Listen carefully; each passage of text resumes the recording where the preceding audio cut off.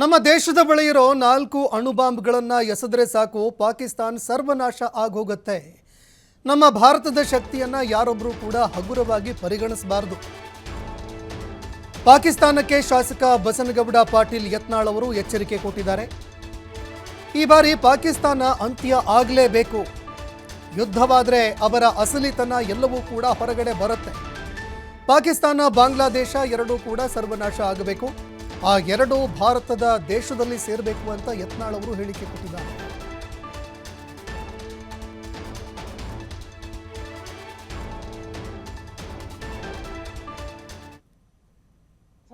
ದಿಬ್ಬಳ್ಯಾಗ ಒಂದ್ 4 ಹೋಗದ್ರೆ ಇಡೀ ಪಾಕಿಸ್ತಾನ ಎಲ್ಲೈತಿ ಕಾಯ್ ದೇಕೋರೇ ಭಯ್ಯ ಕಾಯ್.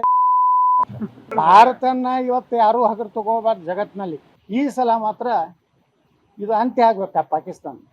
ಅದು ಅಂತ್ಯ ಆದ್ರೆ ಇಲ್ಲಿರುವಂಥ ನಮ್ಮಲ್ಲಿರುವಂಥ ಕೆಲವೊಂದು ಹಿಂದೂಗಳು ದೇಶದ ದ್ರೋಹಿಗಳು ಅವ್ರು ಬರೋಬ್ಬರಿ ಇರ್ತಾರೆ. ಇಲ್ಲಾಂದ್ರೆ ಈ ನೋಡಕತ್ತ ಯುದ್ಧ ಚಾಲುವಾದ್ರೆ ಇಲ್ಲಿ ಎಷ್ಟು ಒಳಗೆ ಇವರು ಪಾಕಿಸ್ತಾನ ಪರವಾಗಿ ನೀವು ಸೋಷಿಯಲ್ ಮೀಡಿಯಾದಾಗ ತೆಗೆದು ನೋಡ್ರಿ. ಅವ್ರು ಒಬ್ಬ ಮಗಾರಿ ಭಾರತದ ಪರವಾಗಿ ಇರ್ತಾನ, ಖುಷಿ ಪಡ್ತಾರ, ಕೇಕ್ ಹಂಚ್ತಾರ.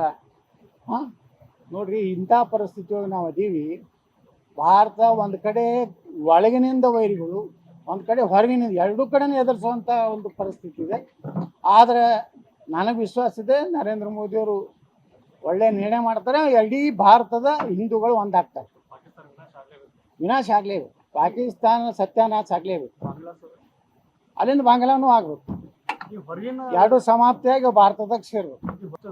ಆ ವಿರೋಧಿಗಳಕ್ಕಿಂತ ನಮ್ಮ ಹಿಂದೂಗಳು ಕಾಯ್ಕೊಂಡ್ರೆ ಏನಾದ್ರು ಇವ್ರು ಮಹಾನ್ ನಾಯಕರು. ನಮ್ಮಲ್ಲಿ ಪಟಾಕ್ಷಿ ಹಾರಿಸೋದು ಅಂಟ್ರಿ ದಿಬ್ಬಳ್ಯಾಗ ಒಂದ್ 4 ಹೋಗದ್ರೆ ಇಡೀ ಪಾಕಿಸ್ತಾನ ಎಲ್ಲೈತಿ ಕಾಯ್ ದೇಕೋರೇ ಭಯ್ಯ ಕಾಯ್. ಇನ್ನು ಪಹಲ್ಗಾಮ್ನಲ್ಲಿ ನಡೆದಂತಹ ಉಗ್ರರ ದಾಳಿ ಖಂಡಿಸಿ ಮೈಸೂರಿನಲ್ಲಿ ಪ್ರತಿಭಟನೆ ನಡೆದಿದೆ. ಕನ್ನಡ ಪರ ಸಂಘಟನೆಗಳಿಂದ ಪ್ರತಿಭಟನೆ ಹಮ್ಮಿಕೊಳ್ಳಲಾಗಿದೆ. ಹಳೆ ಜಿಲ್ಲಾಧಿಕಾರಿ ಕಚೇರಿಯ ಬಳಿಯಲ್ಲಿ ಪಹಲ್ಗಾಮ್ ಭಯೋತ್ಪಾದನಾ ಚಟುವಟಿಕೆಯನ್ನು ವಿರೋಧಿಸಿ ಪ್ರತಿಭಟನೆ ಮಾಡಿದ್ದಾರೆ. ಕಪ್ಪು ಪಟ್ಟಿ ಧರಿಸಿ ಪಾಕಿಸ್ತಾನದ ವಿರುದ್ಧ ಘೋಷಣೆಗಳನ್ನು ಕೂಗಿ ಆಕ್ರೋಶ ಹೊರಹಾಕಿದ್ದಾರೆ.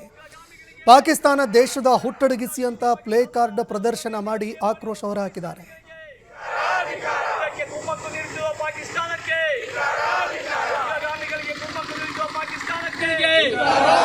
ಪದೇ ಪದೇ ಕಾಶ್ಮೀರದ ಮೇಲೆ ಹತ್ಯೆಯನ್ನು ಮಾಡುತ್ತಿರುವ ಪಾಪಿ ಪಾಕಿಸ್ತಾನಿಯರಿಗೆ ಕಾಶ್ಮೀರ ಎಂದಿಗೂ, ಕಾಶ್ಮೀರ ಎಂದಿಗೂ, ಸಿಂಧೂ ನದಿ ಎಂದಿಗೂ